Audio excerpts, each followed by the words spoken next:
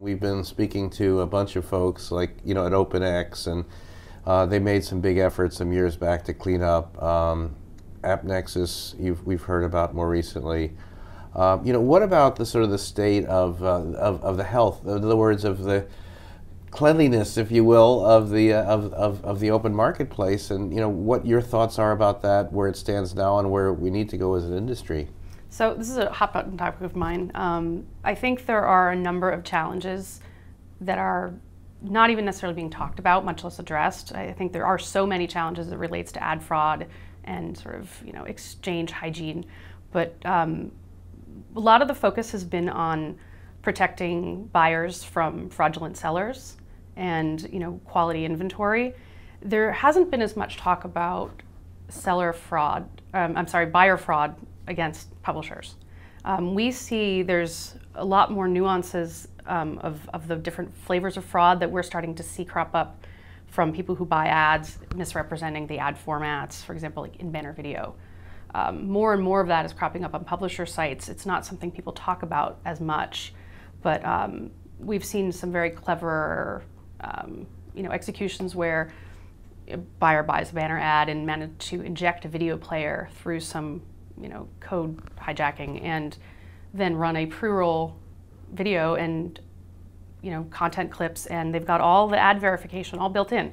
So it looks like it's on one of our sites, and it looks like it's video and might even be above the fold and it's a human audience, but we didn't have that content in the first place, and that's the part that all of the current verification and identification systems are missing, because no one sees it until it gets to the publisher. So I think that's a thing that, as we become more and more aware of, we really have to deal with, because those impressions are being resold in the exchanges as, say, video inventory from one of our sites. And we may not even have any video inventory at all in some of the exchanges that have our inventory being represented, and it's not insignificant. And it's a challenge for us for a variety of reasons. One is those ads crash our sites. Two is that it diminishes the value of our inventory, because we have no control over what that is, or whether it's good quality or not, but it reflects badly on us if it isn't. And we don't get any money for it. They're in some cases selling multiple impressions, video impressions off of one banner ad they might have paid 80 cents for, and they're reselling these all as high value pre-roll. And they're selling them to legitimate advertisers who don't know the difference. Who are those bad actors? What kind of players are those?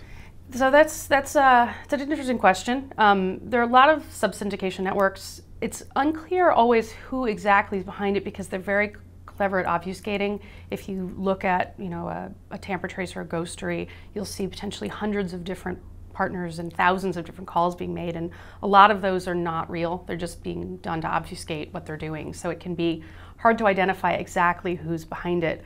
Where I think the industry needs to get more involved, because that is hard. For publishers, it's whack-a-mole. There's no way for us to stop it. We can't simply block a buyer, because often these guys piggyback on legitimate ads, potentially using ad swap technology for brand safety, and there's all kinds of clever ways they get in, and it's impossible for us to stop it. But the industry needs to do more to stop it, because the thing that is missing is identification. There is nobody verifying in the exchange that actually came from us in the first place. All the third-party verification sort of misses that originating source verification. Websites have certificates to when you go to verify that it's the identity is accurate, but impressions don't have anything like that.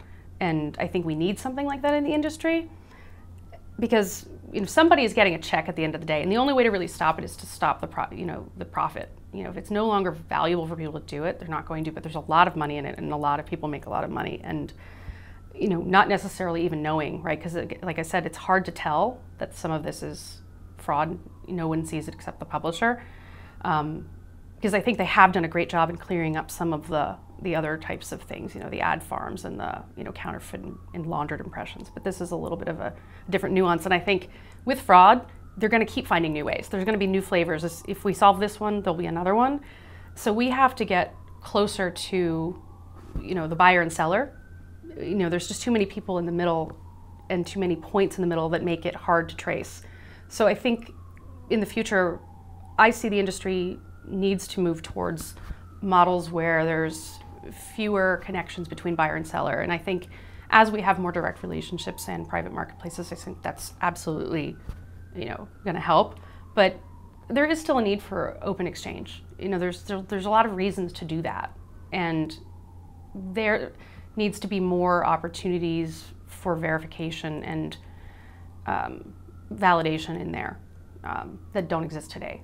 Because I think that even with all the cleanup, there's still a perception, and somewhat rightfully so, that there's still a lot of garbage out there, and it's potentially a much more valuable marketplace than it is now, because you just don't know what's good and what's bad. So that has to get better.